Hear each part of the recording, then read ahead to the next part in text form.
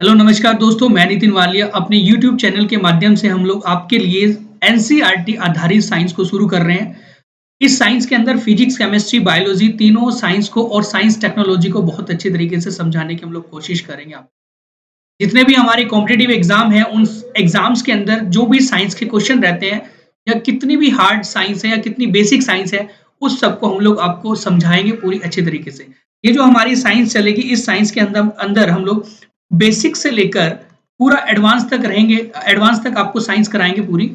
और ये जो साइंस होगी पूरी एनसीईआरटी बेस होगी, जिसमें हम लोग प्रैक्टिकली आपको सारी चीजों को समझाएंगे। और एक अच्छी बात यह है कि जब हम लोग आपको टॉपिक को एक्सप्लेन करेंगे, उस टॉपिक के बाद उसके एमसीक्यू क्वेश्चन भी हम आपसे पढ़ाएंगे, हम आपको पढ़ाएंगे या फिर अच्छे से आपको समझाने की कोशिश करेंगे। तो आज का जो हमारा एक जो वीडियो रहेगी, क्लास है हमारी, वो है हमारा भौतिक जगत और मापन को लेकर। जो हमारे मेजरमेंट होते हैं, फिजिक्स का एक महत्वपूर्ण टॉपिक है, एक चैप्टर है। अगर हमने ये वाला टॉपिक, ये वाला चैप्टर अच्छे से कर लिया, तो आने वाले जितने भी हमारे चैप्टर्स रहेंगे फिजिक्स के अंदर, उनके अंदर जो भी मापन की जो यूनिट पूछी जाएगी, उनकी विमाएं पूछी जाएंगी, उनके मात्रक पूछे जाएंगे, उन सबको हम लोग बहुत अच्छे तरीके से समझ लेंगे या फिर उनका सही आंसर दे पाएंगे। जैसे कि अभी हाल ही में हमारे कुछ एग्जाम है, रेडियो ऑपरेटर का एग्जाम है, यूपी कांस्टेबल, रेलवे एसएससी या टीचिंग एग्जाम जो है, इनके अंदर भी जो साइंस आएगी, उन सबको हम लोग अच्छे से एक्सप्लेन करेंगे। इसके अलावा कुछ टेक्निकल जो हमारे एग्जाम होते हैं, उनके अंदर की जो साइंस होगी डिस्कस करेंगे अपनी इन क्लासेस के माध्यम से। तो जैसे कि सबसे पहले मैं बात करूं कुछ भौतिक विज्ञान के जो हमारे कुछ टॉपिक हैं, जो ज़रूरी हैं हमारे एग्ज़ाम के लिए, जैसे रेडियो ऑपरेटर के लिए भी हैं। तो भौतिक जगत मापन है, जिसमें हमारा एक फिजिकल वर्ल्ड, जिसको आज हम लोग अच्छे से पढ़ाने की कोशिश करेंगे आपसे। और उसके बाद हमारा काइनेटिक्स है, जो हमारा गतिकी है, कार्य, ऊर्जा, शक्ति, वर्क, एनर्जी एंड पावर है। ग्रेविटेशनल है हमारा, इलेक्ट्रोस्टैटिक्स है, इलेक्ट्रो पोटेंशियल है, करंट, जो हमारा इलेक्ट्रिसिटी है, मैग्नेटिज्म है। कई क्वेश्चन हमारे जो भी टॉपिक हैं फिजिक्स के अंदर, लॉ ऑफ मोशन है हमारे, एक गति के नियम संबंधित क्वेश्चन आ जाते हैं एग्जाम में। चुंबकीय तरंगों को लेकर क्वेश्चन आ जाते हैं हमारे, इलेक्ट्रिक युक्तियां, हमारे इलेक्ट्रॉनिक्स डिवाइस को लेकर क्वेश्चन आ जाते हैं हमारे, कम्युनिकेशन सिस्टम है और रे वगैरह। ये जितने भी हम क्वेश्चन हमारे चैप्टर है, उन चैप्टर को हम लोग अपनी जो क्लासेस के माध्यम से आपको एक एक करके समझाने की पूरी कोशिश करें। तो अगर आज हम लोग अपना टॉपिक स्टार्ट कर रहे हैं, तो सबसे पहला टॉपिक है हमारा यूनिट का, कि मात्रक क्या होते हैं। तो सबसे पहले तो ये होता है कि हमारा जो क्वेश्चन आते हैं पेपर में मात्रकों को लेकर, वो भी हम लोग आगे डिस्कस करेंगे ही। लेकिन यहाँ पर एक भौतिक जगत और मापन वाला जो हमारा चैप्टर है, अब ये जो मापन होता है, जिसे हम लोग मेजरमेंट कहते हैं, तो मेजरमेंट हमारा क्या होता है, ये करके क्वेश्चन है हमारा, पूछा जाता है मापन क्या होता है। मापन जो होता है हमारा, किसी भी दी हुई या किसी भी भौतिक राशि को, किसी भी भौतिक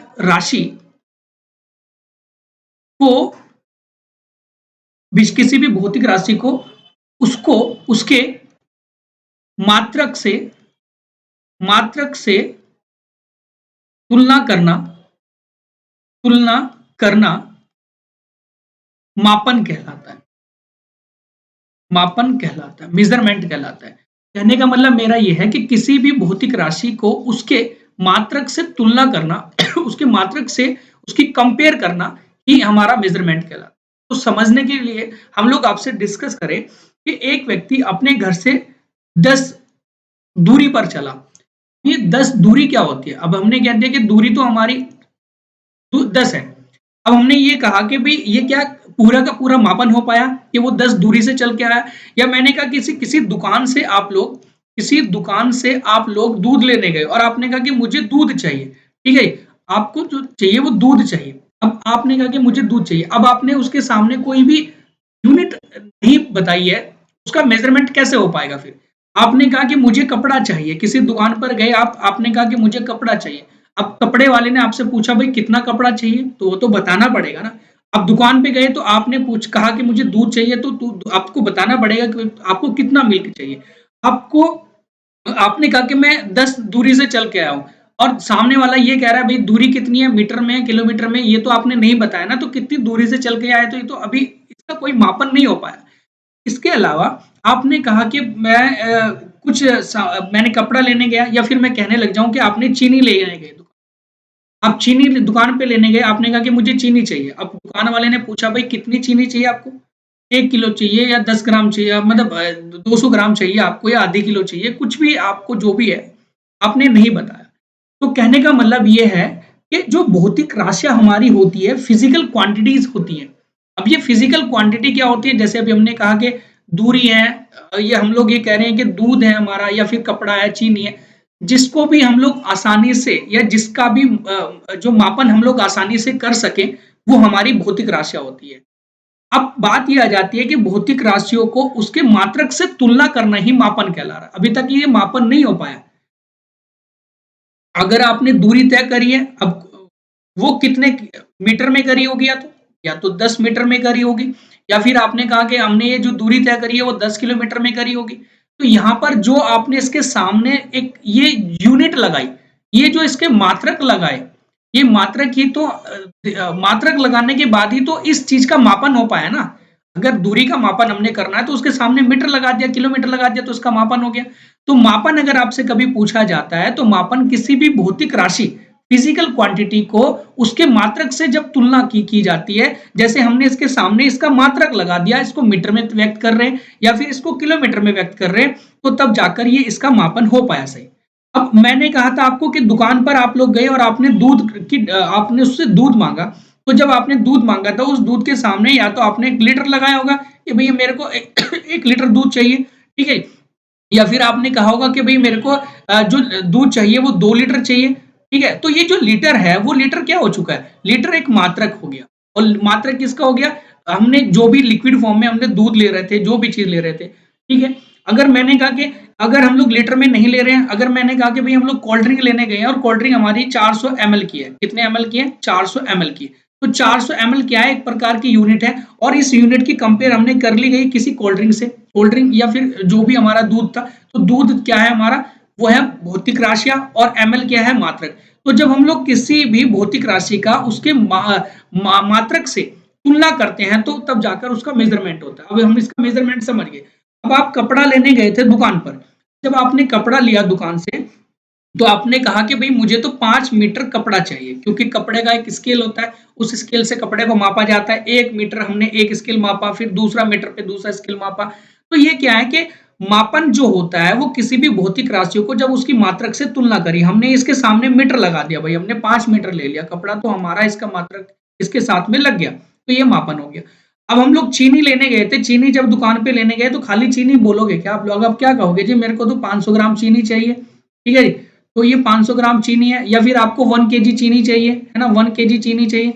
ये जब आप चीनी ले रहे हो तो इसके सामने इसके हम लोग यूनिट लगा रहे हैं, इसके मात्रक लगा रहे हैं, और मात्रक जब हम लोग लगाते हैं किसी भौतिक राशि के साथ में, तो मापन कहलाता है। शायद आप बेहतर तरीके से इसको समझ पा रहे होंगे। तो ये है हमारा मापन। अगर कभी क्वेश्चन पूछा जाता है कि मापन होता क्या है, तो आप आंसर दे दोगे अच्छे से, ठीक है जी? अब हम बात कर लें आपसे कि ये भौतिक राशियाँ क्या होती हैं, है ना? क्वेश्चन ये भी तो है ना कि भौतिक राशियाँ क्या होती है? अभी हम लोग आपसे फिजिकल क्वांटिटी की बात कर रहे हैं। तो अब हम भौतिक राशियों को समझाएँगे आपको। भौतिक राशि या भौतिक राशियाँ, ठीक है जी? इसे कहते हैं हम लोग physical quantity, physical quantity, physical quantity. तो ये फिजिकल क्वांटिटी जो है हमारी, ये क्या होती है? तो फिजिकल क्वांटिटी हमारी जो होती है, नहीं, इनको हम लोग मापन के लिए प्रयोग में लाया जाता है। इन फिजिकल क्वांटिटी को मापन के लिए प्रयोग में लाया जाता है। देखो, दिशा के अनुसार तब भी ये 2 प्रकार की होती हैं, और अगर मैं बात करूँ मात्रकों के अनुसार, या फिर हम लोग कह सकते हैं कि भौतिक राशियाँ जो होती है, मापन के अनुसार, मापन के अनुसार तब भी ये 2 प्रकार की होती हैं, ठीक है जी? तो 2 प्रकार की हमारी मापन के अनुसार भी भौतिक राशियाँ होती हैं, और दिशा के अनुसार भी हमारी 2 प्रकार। अब भौतिक राशि क्या होती है? नॉर्मल सारी चीजें भौतिक राशियां, जैसे हम लोग लंबाई है, लंबाई को मीटर में मापेंगे, क्योंकि जिसका भी मापन किया जा सके वो भौतिक राशियां कहलाती है। हमने कहा कि समय जो होता है, समय का मापन हम लोग कर सकते हैं, तो समय एक भौतिक राशि है। हमने कहा कि ताप होता है, ताप का मापन कर सकते हैं, तो एक भौतिक राशि है। ल्यूमिनस इंटेंसिटी भौतिक राशि है। तो इस प्रकार से जिसका मापन संभव है, जिसका हम लोग मेजरमेंट कर सकते हैं, उन सभी की सभी क्वांटिटीज को हम लोग भौतिक राशियां कहते हैं। शायद आप बेहतर तरीके से समझ पा रहे होंगे कि जिन राशियों का हम लोग मापन एक ईजी रहता है हमारे लिए, या फिर जिनका मापन संभव होता है, मेजरमेंट करना संभव होता है। मैंने कहा कि आप टाइम है, टाइम का हम लोग मेजरमेंट कर सकते हैं ना, कितना टाइम हो रहा है, कितना नहीं हो रहा है, 10 बज रहे 11 बज रहे, उसको मापन किया जा सकता है।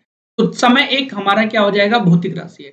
मैंने कहा कि द्रव्यमान है, द्रव्यमान है हमारा, जिसे हम लोग मास कहते हैं। तो मास हमारा, इसका एक मापन किया जा सकता है। और द्रव्यमान एक राशि कौन सी है हमारी, मतलब हमारे द्रव्यमान की यूनिट क्या है हमारी, तो वो आ जाएगी केजी, किलोग्राम। तो किलोग्राम इसकी यूनिट है, तो इसका मापन संभव है। इसके अलावा मैं कहने लग जाऊं कि हमारा जो बल होता है, बल हमारा फोर्स जो होता है, तो इसका मापन भी संभव है। इसकी यूनिट कितनी क्या होती है, न्यूटन होती है। तो जिस किसी का भी मापन संभव है, मेजरमेंट एक संभव होता है, या हम लोग कह सकते हैं कि आसानी से उसका एक मापन किया जा सकता है, वो सारी की सारी भौतिक राशियां कहलाती हैं। दिशा के अनुसार भी दो प्रकार की हैं और मापन के अनुसार भी दो प्रकार की हैं राशियां। अब इसको हम लोग समझ लेते हैं कि मतलब हम लोग कौन कौन सी भौतिक राशियां होती हैं। ठीक है, तो भौतिक राशियां जो है हमारी फिजिकल क्वांटिटी, ये दो प्रकार की है।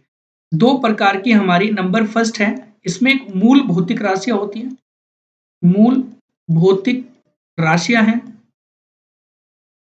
जिसे हम लोग ये कहते हैं फंडामेंटल फिजिकल क्वांटिटी। ठीक है, और एक नंबर सेकंड पर होती है हमारी, नंबर जो सेकंड पर होती है वो होती है व्युत्पन्न, व्युत्पन्न राशियां, व्युत्पन्न राशियां, इसे कहते हैं हम लोग डेराइव्ड यूनिट्स या डेराइव्ड क्वांटिटी, डेराइव्ड क्वांटिटी। ठीक है, ये हमारी डेराइव्ड क्वांटिटी। तो मूल भौतिक राशियां कौन सी होती हैं और व्युत्पन्न भौतिक राशियां कौन सी होती है, अभी इनको भी हम लोग आगे समझने की पूरी कोशिश करेंगे। और जो राशियां इनके अंदर नहीं आ पाई थी, जो राशियां, जो क्वांटिटीज इन दोनों राशियों के अंदर नहीं आ पाई थी, उनको हम लोगों ने किस में रखा था, हमने रखा उनको संपूरक में, संपूरक राशियों में।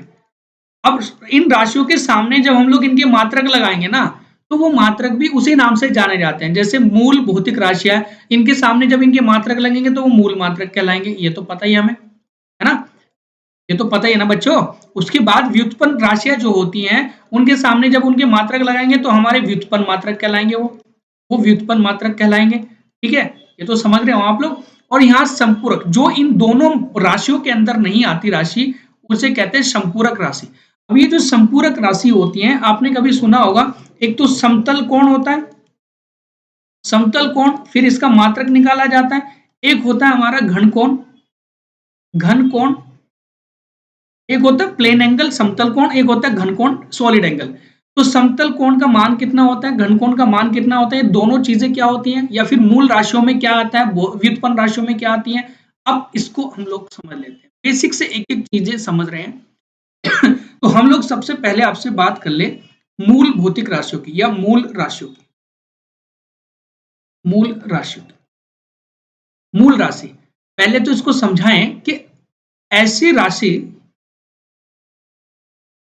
जो अपने आप में, अपने आप में स्वतंत्र है, ये स्वतंत्र होती है। ठीक है, जिनको बनाने के लिए किन्हीं, इनको बनाने के लिए किन्हीं भी अन्य राशियों की या मात्रकों की जरूरत नहीं होती है, अन्य राशियों की जरूरत नहीं होती है, जरूरत नहीं होती है। तो ऐसी राशियां जो अपने आप में स्वतंत्र होती है, इंडिपेंडेंट होती है, इनको बनाने के लिए किन्हीं अन्य राशियों की जरूरत नहीं होती है। ठीक है, और ये ऐसी हमारी एक लिमिटेड राशियां हैं कि जिनका, जो बिल्कुल अपने आप में इंडिपेंडेंट है, जो इनके जैसी कोई और है ही नहीं। एक पॉइंट ये भी है कि ऐसी राशियां जिनके, जिनके जैसी, जिनके जैसी राशि और कोई नहीं है, और कोई नहीं है। तो और कोई नहीं होगी इनके जैसी राशि, केवल यही है। फिर दुनिया में पूरी की पूरी 7 ही मूल राशि है। इनकी क्वेश्चन आ जाता है कि मूल राशियों की संख्या कितनी है, तो 7 मूल राशियां हैं हमारे पूरे के पूरे विश्व के अंदर। विश्व के अंदर इसके अलावा कोई और मूल राशि नहीं है। केवल 7 मूल राशियां हैं और इन 7 मूल राशियों को ही हम लोग आपसे अभी डिस्कस कर लेंगे। कौन-कौन सी होती है, उसके बाद उन राशियों के मात्रक भी समझेंगे, क्या उनके मात्रक होते हैं, कौन-कौन से उनके मात्रक होते हैं। क्योंकि मैंने आपको बताया कि पहले राशि समझ लो कि राशियां क्या होती हैं, वो मैंने आपसे अभी एग्जाम्पल भी दिया था और ये हमारा क्या होती हैं, उनके मात्रक क्या होते हैं वो भी समझ लेंगे। ठीक है, तो सबसे पहले हम लोग इनके नाम लिखेंगे कौन-कौन से मूल राशियां होती है। नंबर फर्स्ट, ठीक है, नंबर फर्स्ट है हमारा लंबाई, नंबर फर्स्ट है हमारा लंबाई। नंबर सेकंड हमारा आ जाता है द्रव्यमान, द्रव्यमान। नंबर थर्ड है समय। नंबर चार है, नंबर चार है हमारा ताप, टेम्परेचर। नंबर पांच है विद्युत धारा, विद्युत धारा। नंबर छह है हमारा ज्योति तीव्रता, ज्योति तीव्रता। नंबर सात है पदार्थ की मात्रा, पदार्थ की मात्रा, अमाउंट ऑफ सब्सटेंस। लंबाई हमारा जो हो जाता है उसे हम लोग लेंथ कहते हैं। ठीक है, ठीक है। नंबर नेक्स्ट है हमारा मास, द्रव्यमान, समय, टाइम, टेम्परेचर, विद्युत धारा इलेक्ट्रिक करंट, ज्योति तीव्रता ल्यूमिनस इंटेंसिटी, पदार्थ की मात्रा अमाउंट ऑफ सब्सटेंस। ठीक है, तो ये हमारे 7 फंडामेंटल राशियां हैं, मूल राशियां हैं और इनको बनाने के लिए किन्हीं अन्य मूल राशियों की जरूरत नहीं पड़ती। वर्ल्ड में केवल लंबाई ही है हमारी, लंबाई का कोई अन्य कोई मतलब चीजें नहीं हो सकती। राशियों में मूल राशि केवल एक ही है, द्रव्यमान है, इसके समान कुछ नहीं होगा, समय के समान कुछ नहीं होगा, ताप के समान कुछ नहीं होगा। अब जो इनसे चीजें बनाई जाती है उन्हें व्युत्पन्न राशि कहते हैं। सुनो, हमने ये कहा आपको कि जो राशियां मूल मात्रकों से मिलकर बनती है व्युत्पन्न राशियां कहलाती है। जो राशियां व्युत्पन्न मूल मात्रकों से मिलकर बनती है वो व्युत्पन्न राशि कहलाती है। ये भी हमने समझना है। इसको कहते हैं हम लोग डेराइव्ड यूनिट्स, डेराइव्ड क्वांटिटीज। ठीक है, तो मूल राशियां 7 होती हैं और व्युत्पन्न राशियां कितनी भी हो सकती हैं वो अलग मैटर करती है। पहले हम लोग मूल राशि है और उनके मात्रक, क्या खाली लंबाई को लंबाई में व्यक्त करते हैं हम लोग, लंबाई को लेंथ को क्या किसमें व्यक्त करेंगे हम लोग, इसका जो मात्रक है इसके मात्रक भी तो हमने लिखने पड़ेंगे ना सामने। तो मूल राशियों के ही मूल मात्रक होते हैं, मूल राशियों के ही मूल मात्रक होते हैं। जैसे कि नंबर फर्स्ट की मैं बात करूं आपसे तो वो है लंबाई का मात्रक मीटर। ठीक है, द्रव्यमान का मात्रक हमारा किलोग्राम केजी होता है, समय का मात्रक हमारा टाइम सेकंड होता है। ठीक है जी, और ताप का मात्रक जो हमारा टेम्परेचर का होता है वो केल्विन होता है, केल्विन। ठीक है, उसके बाद इलेक्ट्रिक करंट जो होता है एम्पियर उसका मात्रक होता है, ल्यूमिनस इंटेंसिटी का कैंडिला होता है। ठीक है, इसके अलावा अमाउंट सब्सटेंस का होता है मोल। तो ये हमारे मूल मात्रक हैं जो मूल राशियों के मात्रक है, क्योंकि मैंने कहा कि मापन जो किया जाता है वो मूल राशियों के मात्रक से जब हम लोग तुलना कर देते हैं तो वो हमारा मापन कहलाता है। ठीक है, ये तो हमारी मूल राशियां हैं और मूल राशियों के मूल मात्रक है। इनको हम लोग मूल एसआई यूनिट भी कहते हैं, है ना, मूल एसआई यूनिट भी कहा जाता है, फंडामेंटल एसआई यूनिट। ठीक है, तो नेक्स्ट हम लोग समझे आपसे समझाएं आपको कि जो डेराइव्ड यूनिट्स होती है वो क्या होती है फिर, है।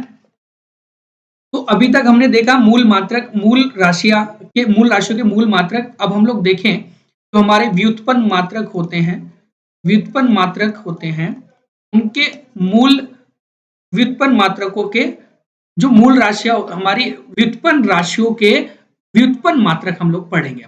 अब व्युत्पन्न मात्रक क्या होते हैं, ऐसे मात्रक जो मूल मात्रक या मात्रकों की सहायता से, मूल मात्रकों की सहायता से बनाए जाते हैं, मूल मात्रकों की सहायता से बनाए जाते हैं। कहने का मतलब ये है मेरा कि ऐसी यूनिट्स जो फंडामेंटल यूनिट्स, जो फंडामेंटल यूनिट्स से मिलकर बनती है वो हमारी डेराइव्ड यूनिट्स कहलाती है, व्युत्पन्न मात्रक कहलाती है। अब हम लोग इनको समझ लेते हैं। जैसे कि हम बात करें आपसे नंबर फर्स्ट क्षेत्रफल की, एरिया, क्षेत्रफल। अब क्षेत्रफल क्या होता है हमारा? क्षेत्रफल बराबर हमारा होता है लंबाई गुना चौड़ाई। ये तो होता है लंबाई गुना चौड़ाई। अब लंबाई जो हो जाती है हमारी, लंबाई को क्या हम लोग किलोग्राम में माप लेंगे? नहीं। क्या हम लोग लंबाई को चौड़ाई को किलोग्राम में माप लेंगे? नहीं। हम लोग क्या करेंगे, इनकी एक अपनी खुद की यूनिट होती है। लंबाई को भी मीटर में मापा जाता है, चौड़ाई को भी मीटर में मापा जाता है। तो हम लोग क्षेत्रफल की जब यूनिट लगाएंगे तो क्या हो जाएगा? Metre square.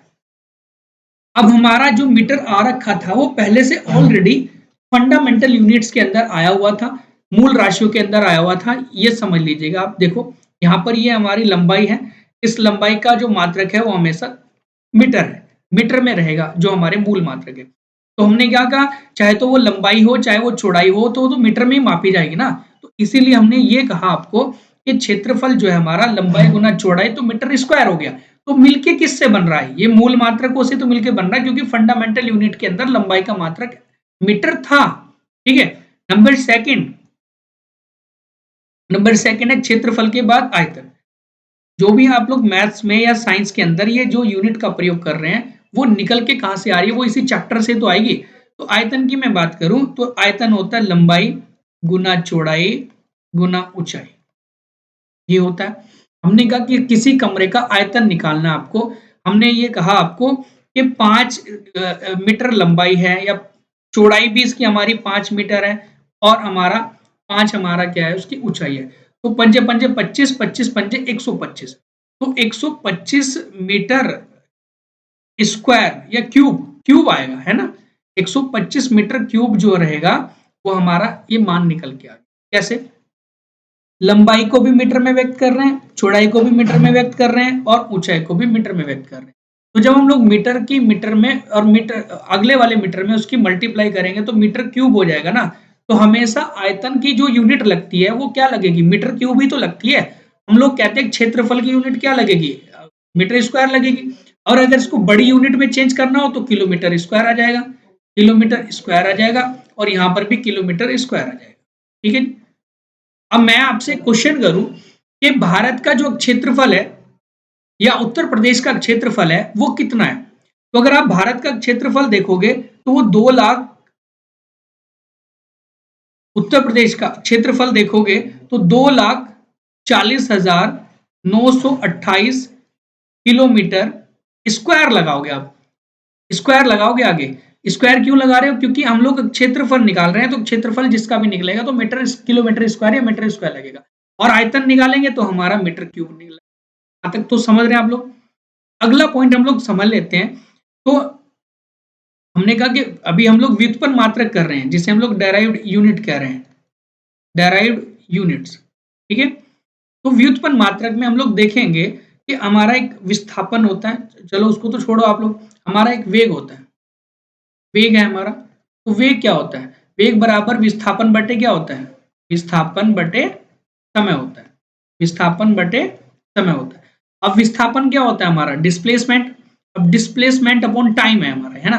तो डिस्प्लेसमेंट अपॉन टाइम को अगर मैं देखूंगा, डिस्प्लेसमेंट जो हमारा विस्थापन है, डिस्प्लेसमेंट है, इसको हम लोग मीटर में व्यक्त करते हैं, है ना। एक प्रकार की लंबाई तो होती है ये, और समय को हम लोग टी सेकंड में प्रयोग कर रहे हैं। तो क्या आ जाएगा? मीटर पर सेकंड आ जाएगा हमारा, किसकी यूनिट? वेग की, वेलोसिटी की।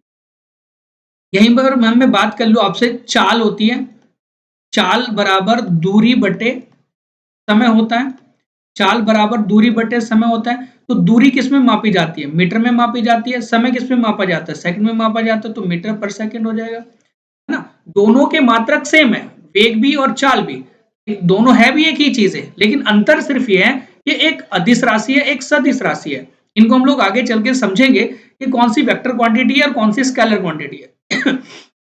आगे मैं बात कर लूं आपसे कि हमारा एक त्वरण है, एक्सिलरेशन जिसे कहते हैं। त्वरण बराबर क्या होता है? वेग परिवर्तन, वेग परिवर्तन बटे समय होता है। वेग परिवर्तन बटे समय होता है। या हम लोग ये कह सकते हैं कि वेग में जो वेग है हमारा, वेग हमारा ऊपर मीटर पर सेकंड है, और बटे में एक और सेकंड है। तो ये वाला सेकंड ऊपर जाएगा तो हम लोग क्या करेंगे, इसको मीटर पर सेकंड स्क्वायर आ जाएगा। तो हम लोग ये कह सकते हैं कि जो एक्सेलरेशन होता है उसकी यूनिट क्या है, तो मीटर पर सेकंड स्क्वायर है। ठीक है, मैं अगर समझाऊं इसको तो मीटर पर सेकंड हमारा वेग था, बटे में एक सेकंड और आ गया, तो हमारा अंदर की जो हमने कहा कि बटे में हमने एक करा, अंदर के अंदर मल्टीप्लाई हो जाएगी, बाहर की बाहर हो जाएगी, तो मीटर पर सेकंड स्क्वायर आ जाएगा। तो त्वरण हमारा क्या है, मीटर पर सेकंड स्क्वायर इसकी यूनिट है। अब आगे हम लोग देखें, अगले पॉइंट में मैं देखूं तो हमारा बल है, बल बल बराबर क्या होता है, एम में होता है, एफ बराबर एम में होता है हमारा, है ना, एफ बराबर एम में होता है, force into mass into acceleration, force equal to mass into acceleration हो जाएगा।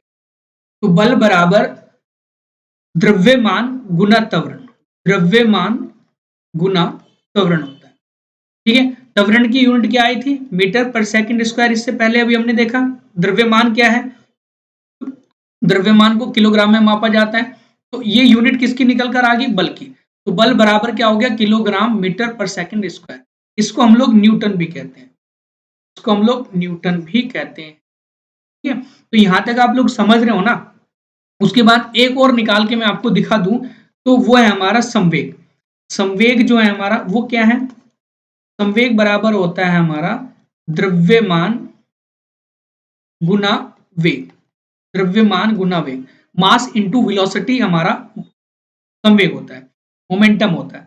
अब ये द्रव्यमान जो होता है हमारा, द्रव्यमान के तो किलोग्राम ही है, और वेग हमारा क्या होता है, मीटर पर सेकंड होता है। ठीक है, तो किलोग्राम मीटर पर सेकंड किसका आ गया, वेग आ गया। इसी प्रकार से अन्य कई सारी यूनिट्स को हम लोग निकाल सकते हैं, और वो भी किसकी सहायता से, केवल मूल मात्रकों की सहायता से, केवल मूल मात्रकों की सहायता से निकालेंगे। और मूल मात्रक किसके मात्रक होते हैं, मूल राशियों के होते हैं। और मूल राशियां कितनी होती हैं हमारी, तो मूल राशियां 7 होती हैं। ठीक है, तो 7 मूल राशियों के 7 मूल मात्रक होते हैं, और उन्हीं मात्रकों का प्रयोग करके हम लोग जो व्युत्पन्न मात्रक होते हैं उनको हम लोग निकाल सकते हैं। व्युत्पन्न मात्रक दुनिया भर के होते हैं अलग अलग, जैसे कार्य होता है, ऊर्जा होती है, ऊष्मा होती है, आवेग होता है, सब चीज हमारा हो जाएगा। ठीक है, तो ये थे हमारे मूल मात्रक और मूल जो हमारी राशियां थी। अब मैं व्युत्पन्न राशियां और व्युत्पन्न मात्रक, ठीक है। अब बात आती है हमारी कि जो हमारे संपूरक मात्रक हैं, जिसे सप्लीमेंट्री हम लोग यूनिट्स के नाम से भी जानते हैं, संपूरक मात्रक। संपूरक मात्रक क्या होते हैं, जिन्हें सप्लीमेंट्री यूनिट भी कहते हैं, या फिर कॉम्प्लीमेंट्री यूनिट्स के नाम से भी जाना जाता है। हमने कहा कि जो मात्रक मूल मात्रकों के अंदर नहीं आए हैं, तो वो ना तो व्युत्पन्न मात्रकों के डेराइव्ड यूनिट्स के अंदर आए हैं, तो वो किसके अंदर आएंगे, संपूरक मात्रकों के अंदर आएंगे। अब नंबर फर्स्ट ये दो ही होते हैं, एक तो हमारा समतल कोण होता है, समतल कोण होता है। समतल कोण क्या होता है कि अगर मैंने कहा कि यहाँ पर हम लोग हैं और यहाँ हमारी एक कोई पॉइंट है, इस पॉइंट से हमने यहाँ तक के एक चाप खींच दिया और यहाँ से इसको मिला दिया। ठीक है, हमने ये जो चाप खींचा था, तो यहाँ पर ये जो हमारा एक एंगल बना, इसको 2D एंगल हम लोग कह रहे हैं। ठीक है, तो ये जो हमारा एंगल बना, यही हमारा कौन सा कोण बना, समतल कोण बना। किसी भी प्लेन सतह पर हमने कोई चाप खींच दिया और उसके बाद उस लाइन को हमने उस पहले वाले बिंदु से मिला दिया, तो यहाँ पर जो थीटा एंगल बना, वही हमारा कौन सा कोण बना, समतल कोण बना। समतल कोण का जो मात्रक होता है वो रेडियन होता है। समतल कोण का जो मात्रक होता है वो होता है रेडियन, रेडियन, आर डी से इसको हम लोग प्रकट करते हैं। अब आप ये कहोगे जी, तो ये हमारा रेडियन क्या होता है, या तो उसका सूत्र होता है थीटा बराबर चाप बटे त्रिज्या, चाप बटे त्रिज्या, ये इसका एक सूत्र भी होता है, थीटा बराबर चाप बटे त्रिज्या। अब एक क्वेश्चन आ जाता है कि समतल कोण का मतलब कितने डिग्री के बराबर होता है। समतल कोण मतलब रेडियन जो होता है हमारा, वो कितने डिग्री के बराबर होता है, तो 1 radian equal to 1 radian equal to हमारा 57.296 डिग्री के बराबर होता है। ठीक है, ये इतनी डिग्री के बराबर होता है। कैसे, क्योंकि एक रेडियन बराबर, एक radian equal to 180 upon pi होता है। तो 180 अपॉन पाई जब हम लोग इससे ये मान निकालेंगे, है ना, तो ये निकल कर आ जाएगा 57.296 डिग्री। ये निकल कर आ जाएगा 1 रेडियन। तो ये भी करके क्वेश्चन आ जाता है एग्जाम में, ये ध्यान रखें हम लोग संपूरक मात्रक।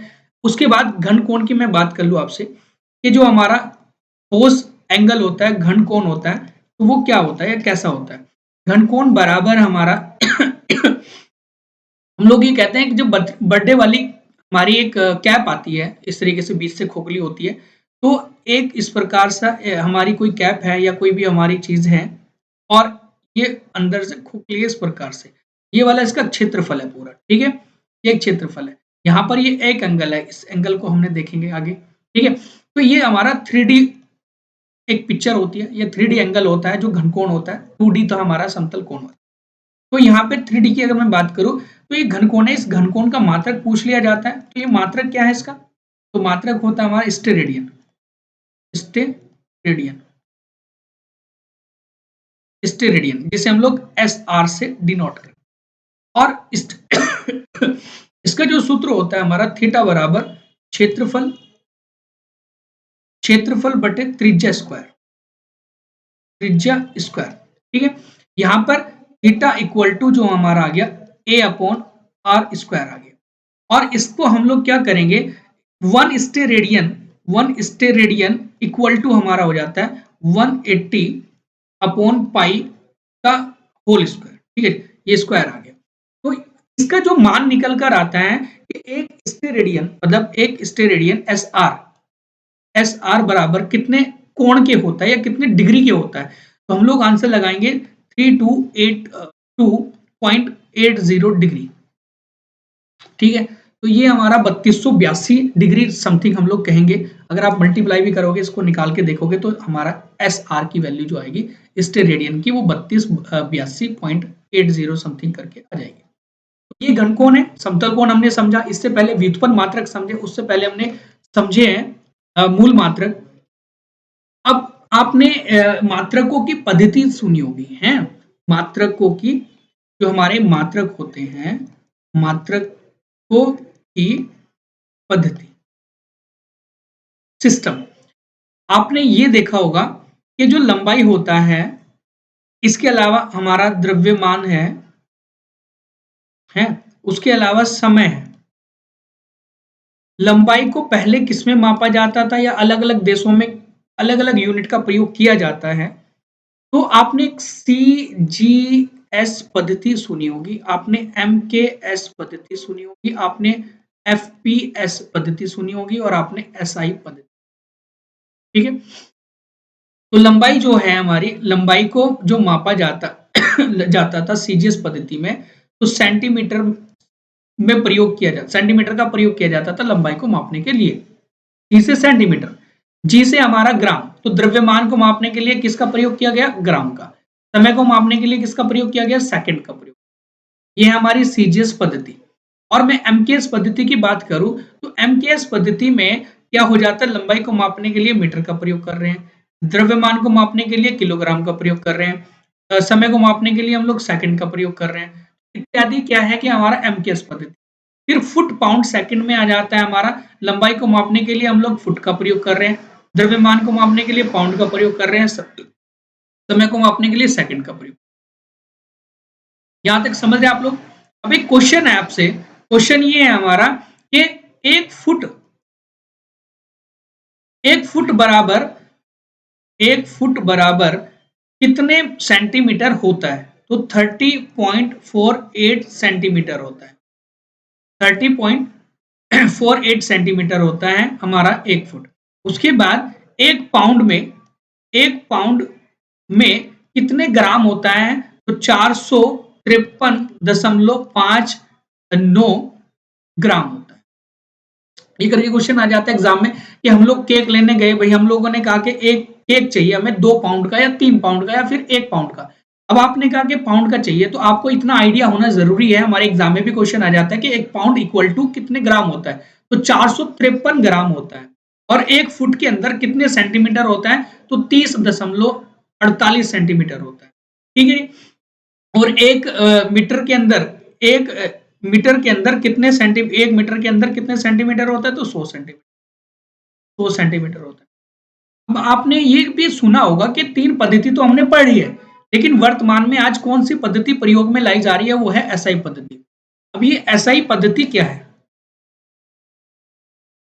एसआई पद्धति क्या है? SI system international system of unit होता है, इसे कहा जाता है international system of unit.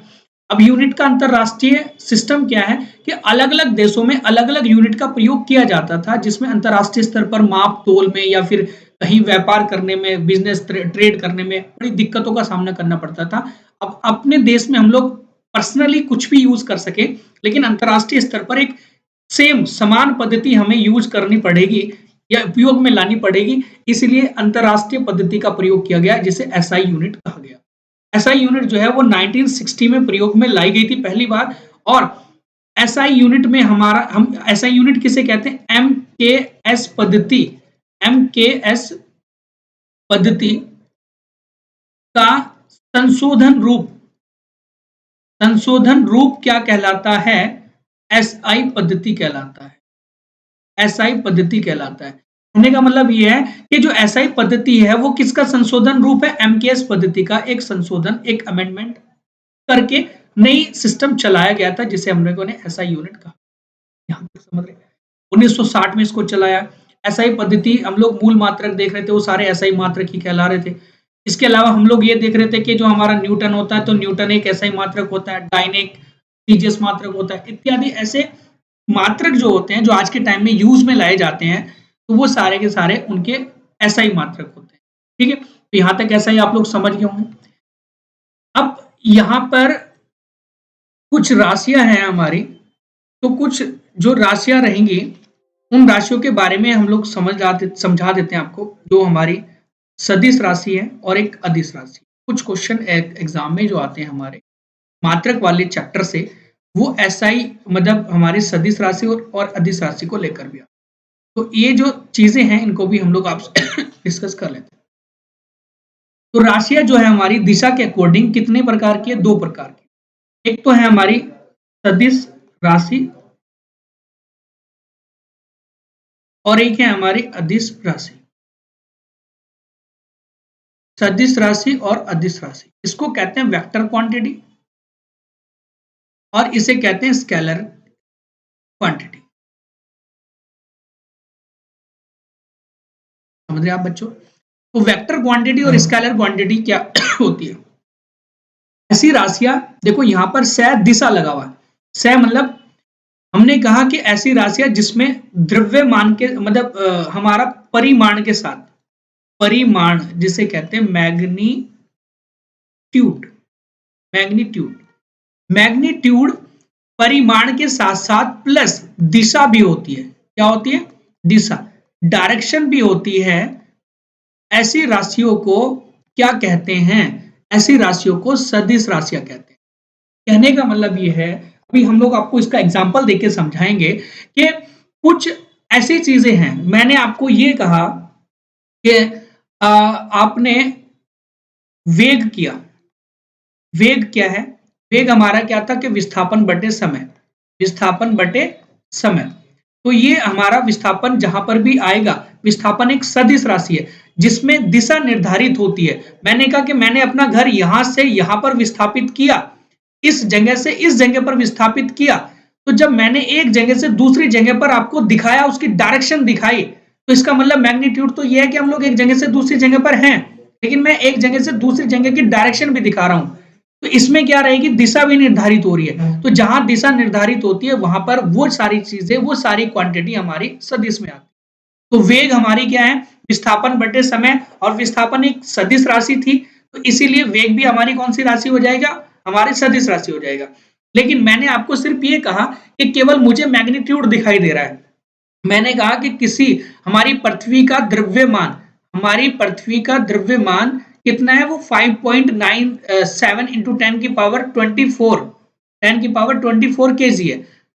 5.97 into 10 की पावर 24 केजी है। तो मैंने कहा कि आपको क्या डायरेक्शन दिख रही है अंदर, पृथ्वी के अंदर कहां पर क्या चीज, किस तरीके का द्रव्यमान कहां पे भरा हुआ है, कहां नहीं है? नहीं दिख रहा है। केवल आपको मैग्नीट्यूड दिख रहा है, केवल आपको एक परिमाण दिख रहा है। और परिमाण केवल जिसके अंदर होता है, केवल परिमाण जिसके अंदर होता है, उसको हम लोग अदिश राशि कहते हैं। जिस किसी भी राशि के अंदर केवल परिमाण होता है, केवल मैग्नीट्यूड होता है, केवल मैग्नीट्यूड होता है, उन राशि को हम लोग अदिश राशि कहते हैं। और जिन राशि में सदिश मतलब जिन राशि में परिमाण के साथ साथ दिशा भी होती है, उन राशि को सदिश राशि वेक्टर क्वांटिटी कहते हैं। स्केलर क्वांटिटी में केवल ओनली मैग्नीट्यूड होता है ना, और यहाँ पर वेक्टर क्वांटिटी में मैग्नीट्यूड प्लस डायरेक्शन होता है।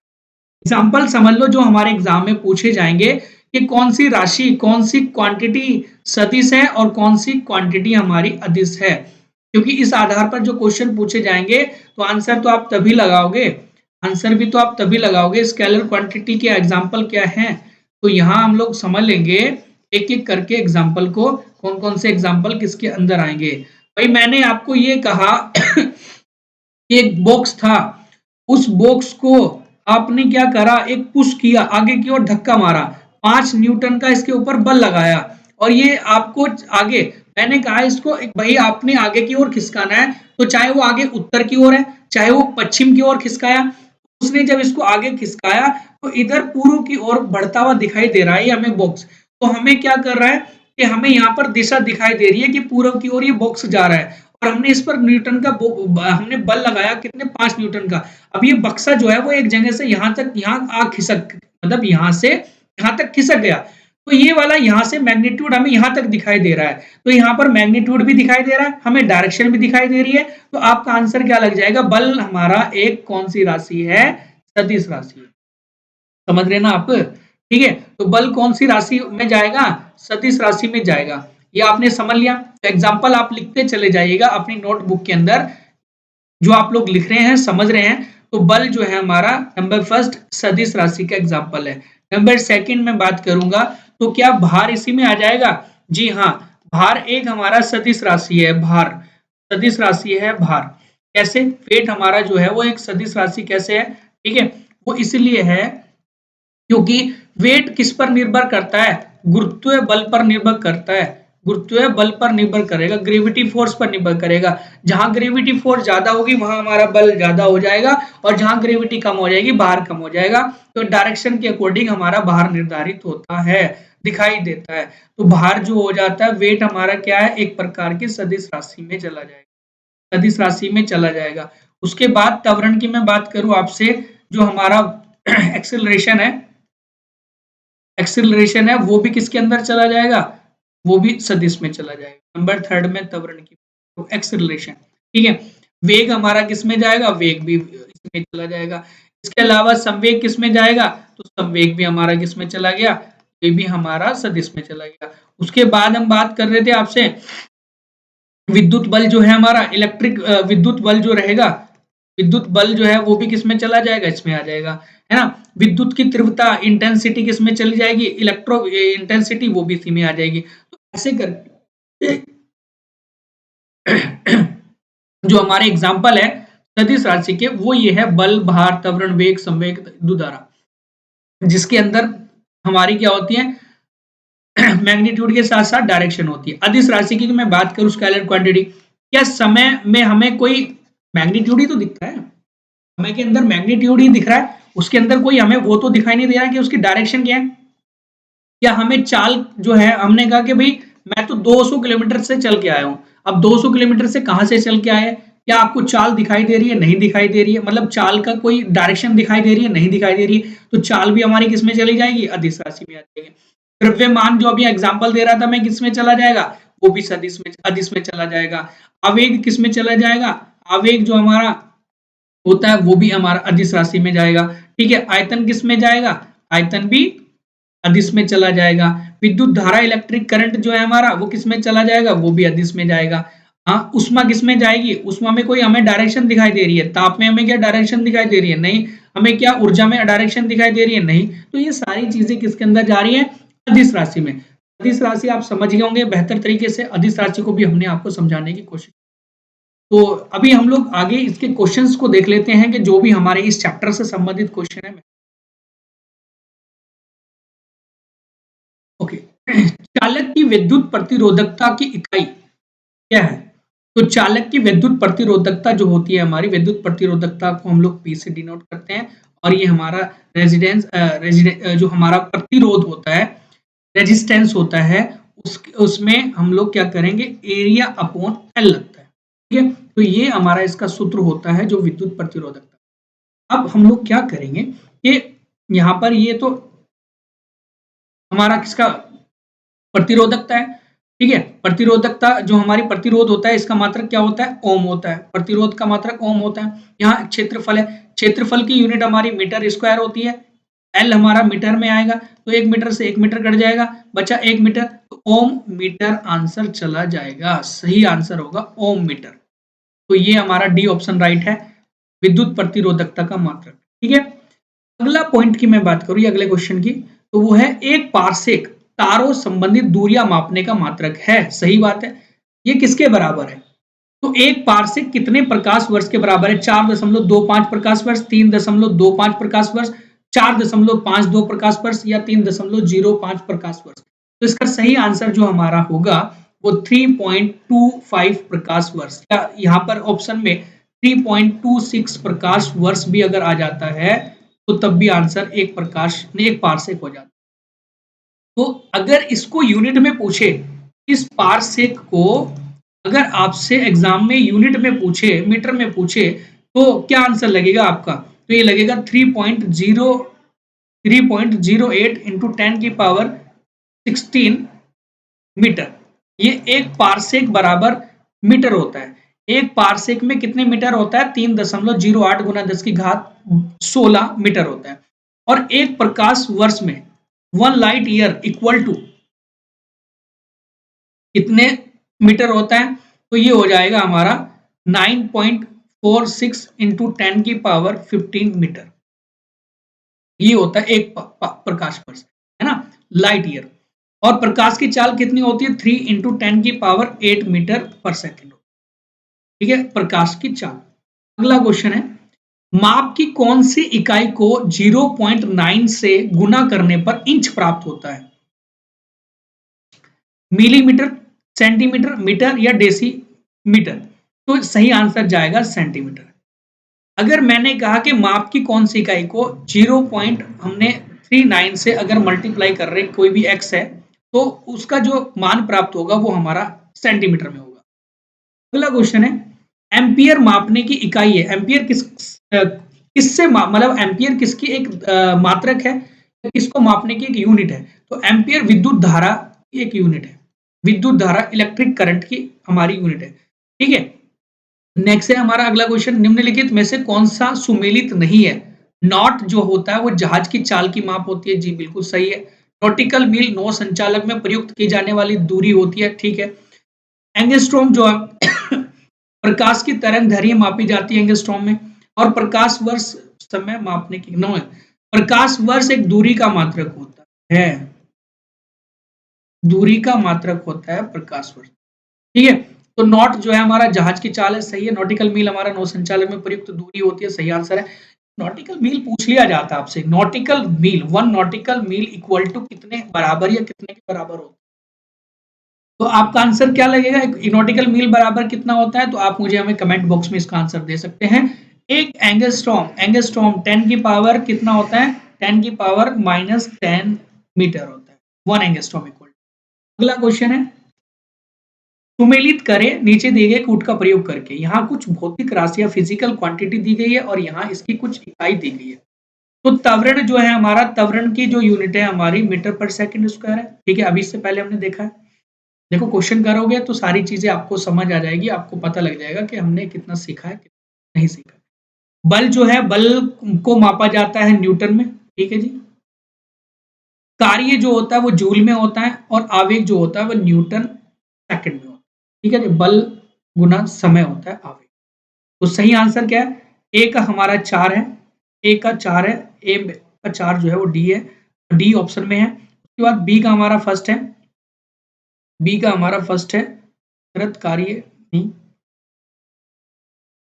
त्वरण मीटर पर सेकंड स्क्वायर है, बल जो है हमारा न्यूटन है, बी का 3 है, बी का 3 है।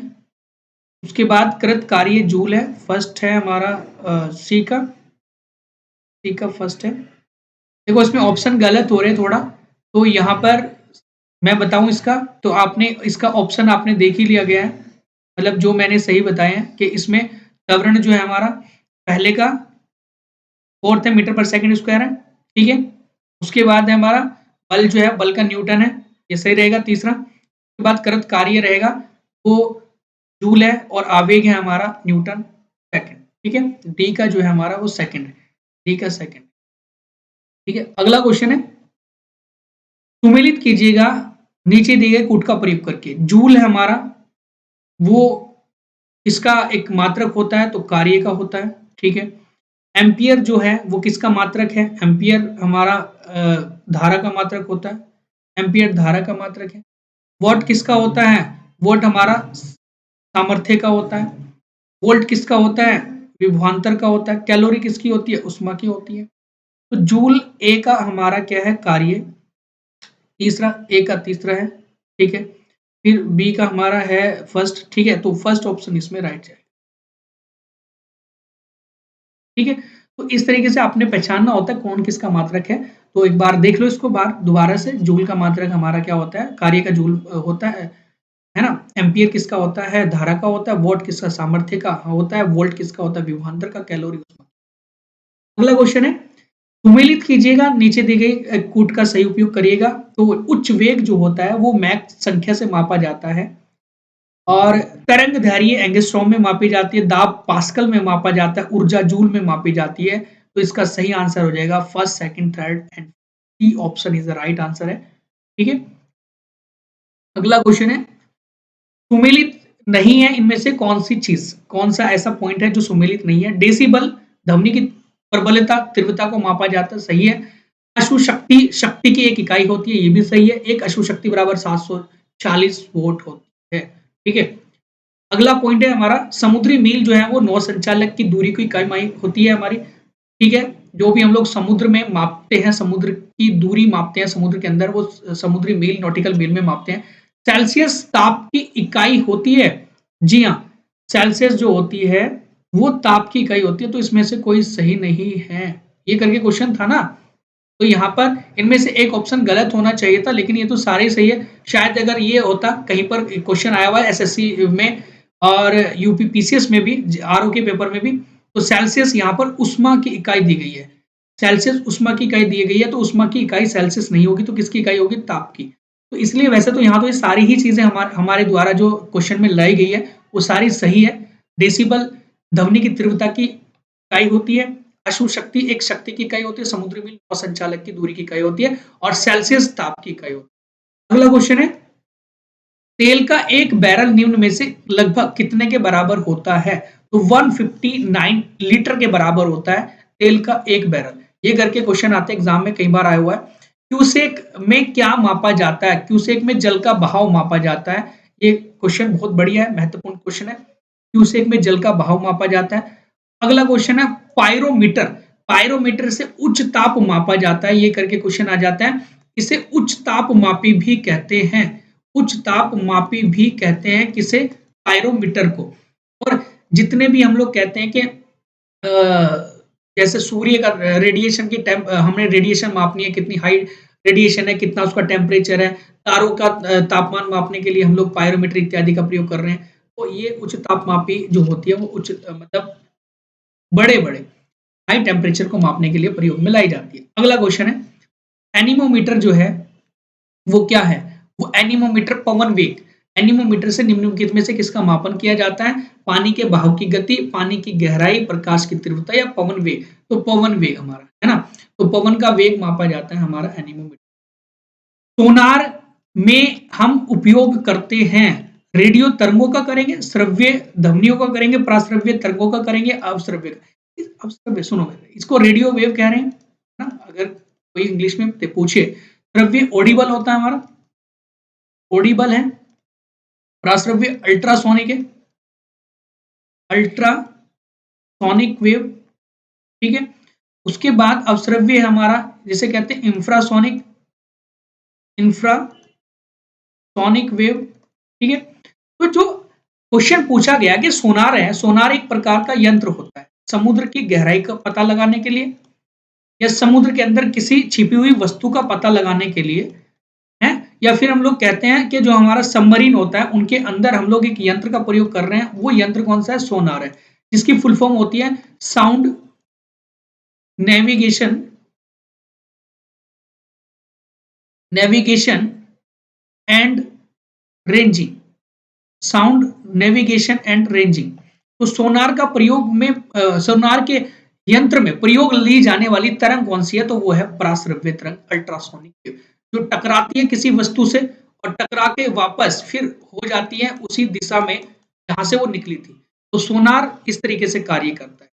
तो ये थे हमारे आज के महत्वपूर्ण टॉपिक, जो हमारा यूनिट मेजरमेंट से संबंधित था।